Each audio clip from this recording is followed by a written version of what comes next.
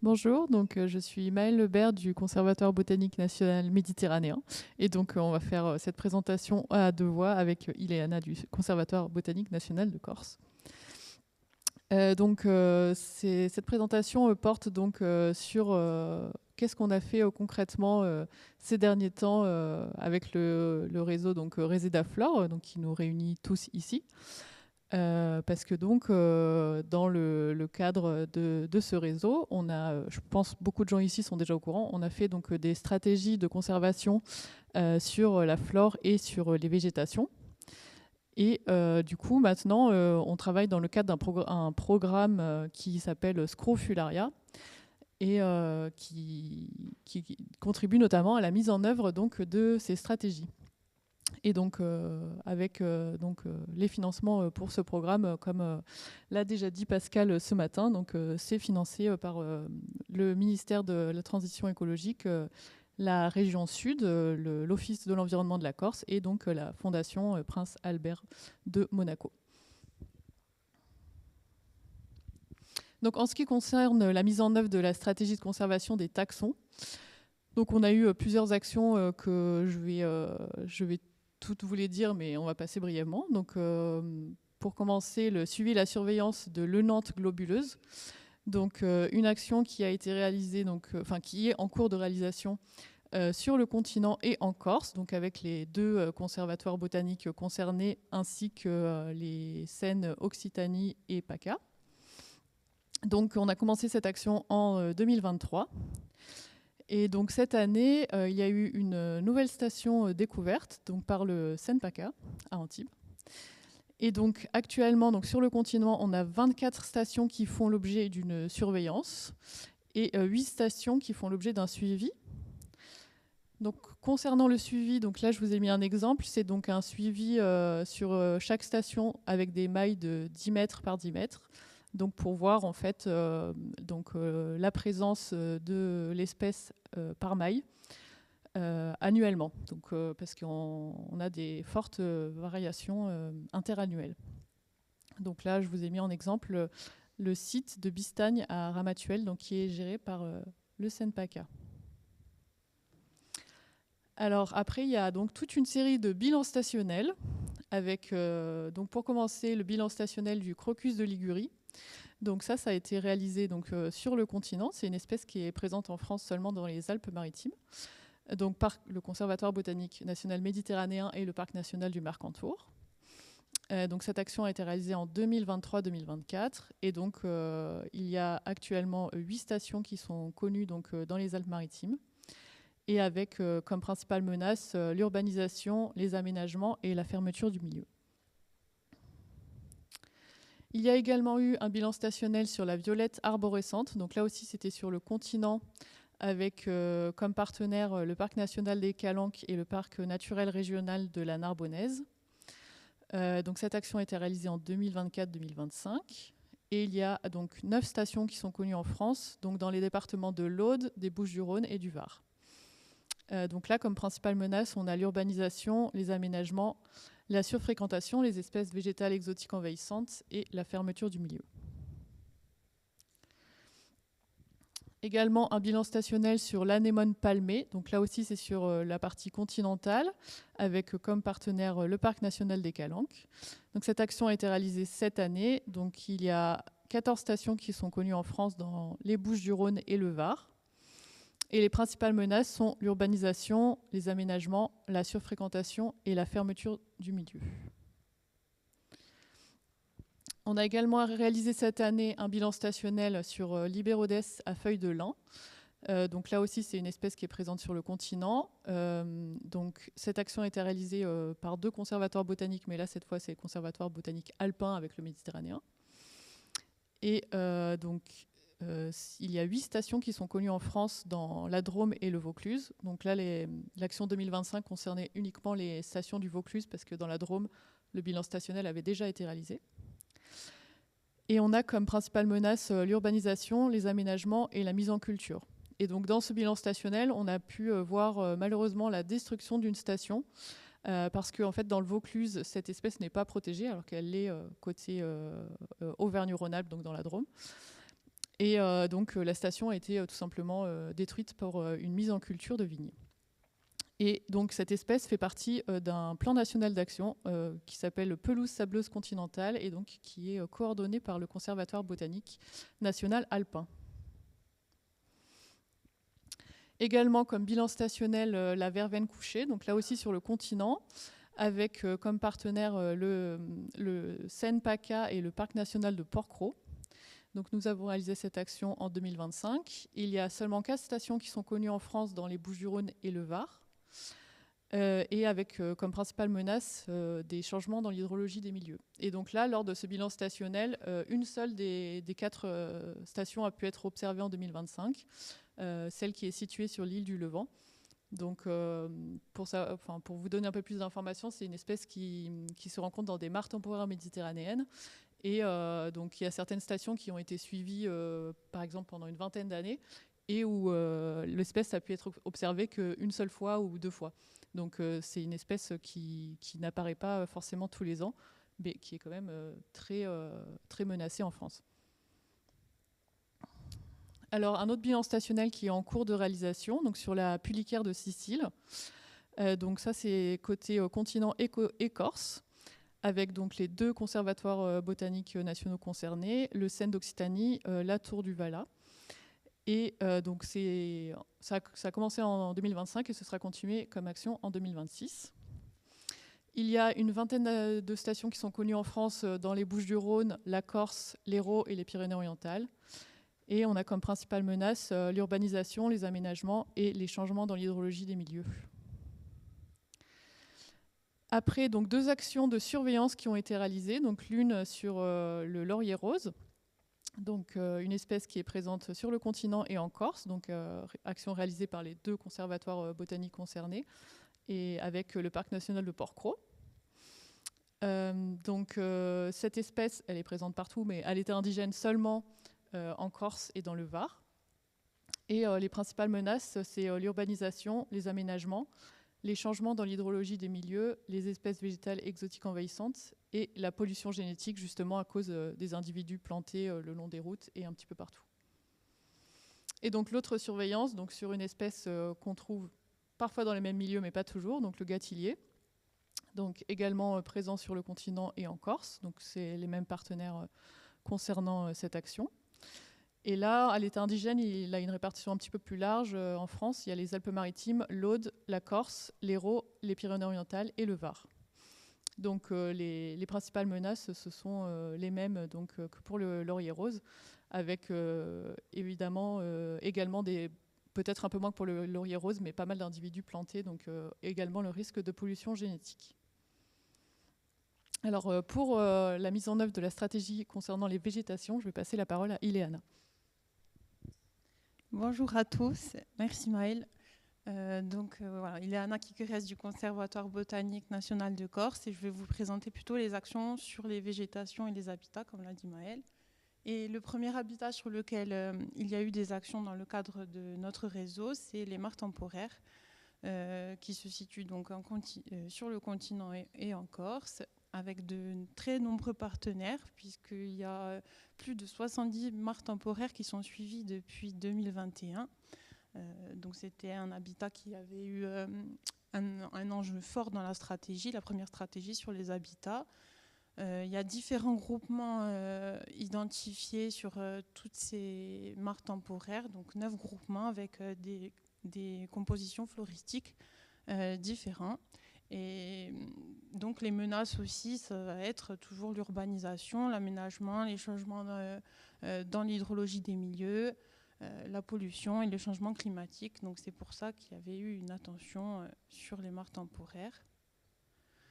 Le principe général du suivi, parce que je pense qu'il y a de nombreuses personnes ici qui doivent le faire, mais c'est donc des transects perpendiculaires avec des cadras de suivi de flore et un relevé mensuel de l'hydrologie, du niveau d'eau et des relevés floristiques au printemps. Voilà, les analyses sont prévues pour 2026. Je vous en dirai pas plus. Voilà. Ensuite, après les habitats type directive, on avait décidé de faire une stratégie habitat plutôt sur les alliances phytosociologiques. Alors les alliances phytosociologiques, ça parle peut-être pas à tout le monde, mais nous on aime bien. Et en plus, on a des collègues qui nous font des petits outils de distinction avec des groupes d'espèces, et ça marche bien. Et donc ça, c'était notre première alliance phytosociologique, le Plantaginion crassifolié, qu'on ne vous présente plus, enfin quand même un petit peu.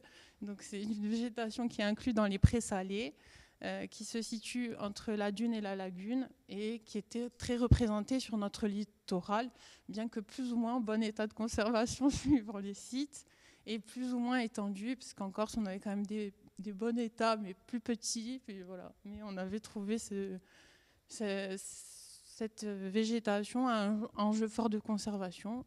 Et donc, on a mis en place un suivi sur nos deux territoires. Donc, un suivi station pour comprendre la composition et la structure de cette végétation et son évolution dans le temps. Et puis, un suivi territoire, donc, pour voir si... suite à notre bilan stationnel que l'on avait dressé l'an dernier sur des mailles de 10 km par 10, on avait identifié, essayé de voir si ça allait évoluer ou pas donc dans l'avenir. Donc ça, c'est les premières années de suivi, donc on verra bien les résultats dans l'avenir. Ensuite, après le Plantaginion, donc une autre alliance avait été choisie pour celle-ci comme action d'amélioration de connaissances. Donc c'est le Rubo Nérion-Oléandrie. Je coupe un peu, ça va plus vite. Donc c'est des végétations en fait de ruisseaux temporaires, donc composées avec Maëlle l'a présenté tout à l'heure les espèces, mais ça compose des végétations tout à fait particulières. Donc avec des nérièdes, des viticets qui sont sur le continent, pas forcément en mélange, mais en Corse, on a quelques sites où on les retrouve ensemble. Et donc, on est encore sur de l'amélioration de connaissances. Donc, il y a eu un peu de terrain, il y a eu pas mal de terrain, mais il y a eu aussi de la saisie bibliographique, de l'analyse en cours en phytoécologie, qui seront bientôt communiquées. Ici aussi, les principales menaces, toujours l'urbanisation et les changements dans l'hydrologie des milieux, et les exotiques envahissantes, évidemment. Ensuite, deux autres alliances que l'on met ensemble, puisqu'elles vont de pair, elles constituent les milieux dunaires. Elles sont présentes également sur nos deux territoires. Et donc, il y a l'Ammophilion australis, qui est plutôt la dune mobile, et le Crucianellum maritimé, qui est plutôt la dune fixée, avec plus de caméphytes. Et donc, cette année, on avait décidé de faire une surveillance, plutôt un bilan stationnel au début, et puis ça a fini en surveillance, parce qu'en fait, c'était en lien aussi avec un protocole national qui a été lancé avec tous les CB qui sont dotés d'un littoral sableux. Un protocole qui permettra de suivre l'évolution de ces habitats au titre de la directive, mais donc on a pu lier un peu tous ces protocoles ensemble. Donc en gros, c'était faire un transect tous les 5 km et relever les végétations. Donc ça nous a permis d'améliorer les connaissances et de participer à la surveillance de ces alliances que l'on avait ciblées dans Reseda, donc c'était bien. Bon, ben on voit que sur le continent, ils ont un peu mieux travaillé sur le Crucianellum, mais nous, c'est pour l'an prochain. Mais par contre, voilà, pour l'Ammophilion, on avait aussi pas mal de données. Les principales menaces, encore pareil, l'urbanisation, les aménagements, la surfréquentation, le piétinement, c'est toujours les mêmes, les exotiques envahissantes et les changements climatiques. Voilà. Je continue sur les plateformes que vous connaissez certainement. Donc, vous pouvez toujours saisir vos données et consulter les données déjà saisies. Donc, c'est cette année, les actions saisies. Non, c'est sur au total. 721 actions saisies qui concernaient la flore, 37 sur les habitats. Et donc, là-dedans, on va pouvoir sélectionner une espèce ou une végétation et trouver donc les actions qui étaient type bilan stationnel, surveillance, suivi, plan d'action. Et voilà, retrouver un peu tous ces travaux, ainsi que les rapports sur la plateforme qui sont régulièrement mis en ligne par les collègues du CVNMed. Voilà, vous pouvez trouver les glossaires avec tout le jargon autour de notre réseau et toute la typologie et les rapports d'études, les documents techniques. Tout ça est en ligne sur le site et la plateforme Resedaflor. Je crois que c'est terminé.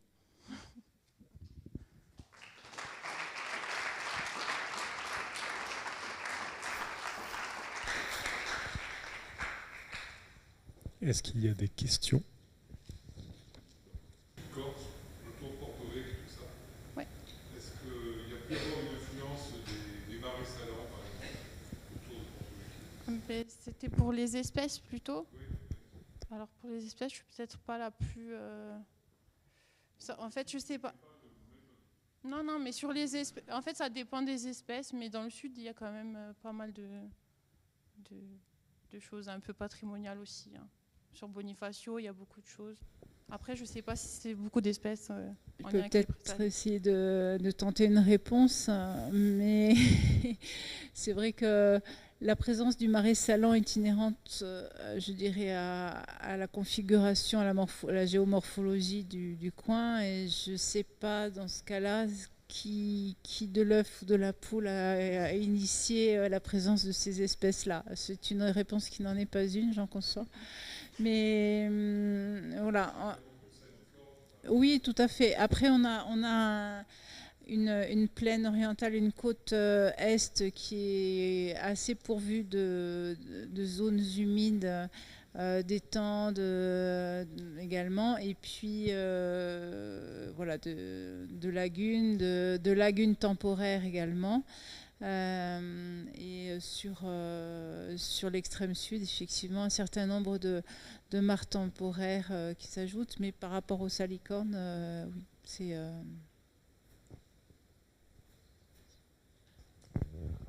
Est-ce qu'il y a une autre question avant qu'on passe à la pause repas? Oui, merci. En fait, ce n'est pas une question, c'est juste un rappel. Peut-être, comme il y a des personnes dans la salle qui ne sont pas forcément tout au courant du dispositif, peut-être rappeler les modalités. Quand vous dites qu'il y a tant d'actions qui ont été saisies, peut-être rappeler qui peut saisir, sous quel format, etc. Parce qu'il y a peut-être des gens là qui se posent des questions, qui n'osent peut-être pas. Alors du coup, pour tout ce qui est la consultation des données, donc vous allez sur le site Resedaflor et vous aurez donc toutes les données par carte que vous pourrez consulter. Après, par contre, pour voir les tableaux, il faut s'identifier, si je dis pas de bêtises. Et donc ça, c'est pour les membres. Et donc pareil, pour saisir les actions, ce sont aussi les membres. Donc si vous faites partie du réseau, nous vous invitons à saisir vos actions, toutes vos actions. On prend tout sur les espèces et sur les végétations. Et puis voilà, dans tous les cas, vous pouvez consulter. Et donc si vous n'êtes pas membre et que vous souhaitez vous consulter, vous pouvez tout à fait le faire. Et après, donc, vous aurez les coordonnées de la personne référente et vous pourrez donc... contacter les personnes pour avoir plus de détails, pour avoir par exemple les rapports d'études s'ils ne sont pas forcément sur Internet. Voilà.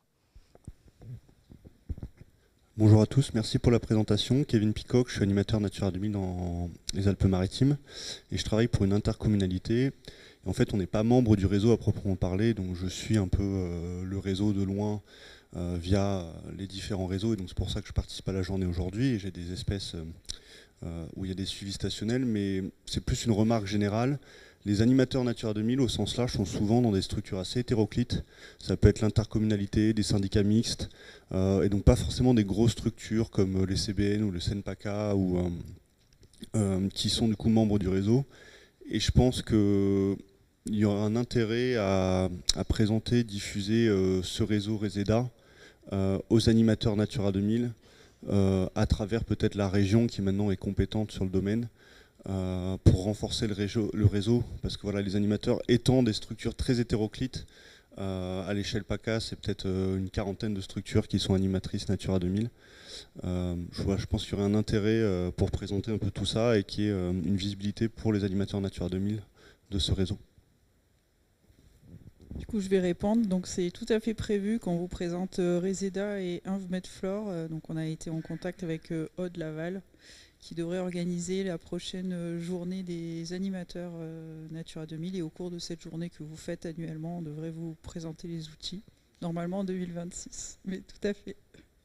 Et d'ailleurs, pour compléter, alors c'est pas le cas pour l'instant dans le réseau Résédaflore, mais par contre dans le réseau qui est le pendant sur la partie alpine Flore Sentinelle, il y a des structures animatrices de sites Natura 2000 qui font partie du réseau. Et du coup, s'il y a des structures sur la partie méditerranéenne qui souhaitent rejoindre le réseau Résédaflore, c'est tout à fait possible. Donc quand il y aura la présentation aux animateurs Natura 2000, ce sera aussi l'occasion pour vous de faire remonter à vos structures, et si certaines souhaitent devenir membres du réseau, ce sera avec plaisir. Et juste pour compléter, Noémie Fort, donc animatrice Flore Sentinelle côté alpin, du coup. Oui, on a beaucoup d'animateurs de sites Natura 2000 qui sont bien contents d'être un peu moins tout seuls et entourés d'écologues aussi, des fois, et qui mettent en place les suivis et qui participent à des actions. Et tout le monde en est très content des deux côtés, parce que nous, ça fait une force de terrain supplémentaire. Et eux, ça leur permet d'avoir un cadre, des protocoles, de pouvoir justifier aussi certaines choses, des suivis sur des espèces Natura ou des habitats Natura. Donc c'est quelque chose qui fonctionne bien. Donc oui, qu'on vous incite aussi qu'on ne peut que appuyer à déployer sur la partie sud de la région.